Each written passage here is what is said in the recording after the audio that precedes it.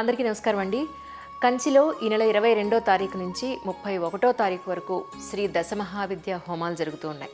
అయితే కంచి టెంపుల్ ప్రధాన అర్చకులు వారు కాల్ చేసి, అంజలి గారు ఇలా దశమహావిద్య హోమాలు జరుగుతున్నాయి, ప్రజలందరికీ కూడా చేరవేయాల్సిందిగా ఇన్ఫర్మేషన్ వారు కోరడం జరిగింది.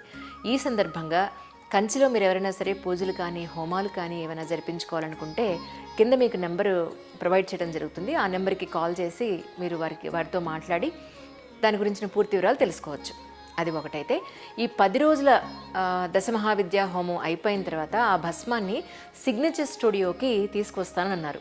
ఎవరైతే సంతాన భాగ్యం కోసం పరితపిస్తున్న వాళ్ళు ఉన్నారో వారు సిగ్నేచర్ స్టూడియోకి వచ్చి, అంటే 108 మందికి ఇస్తానన్నారు వారు.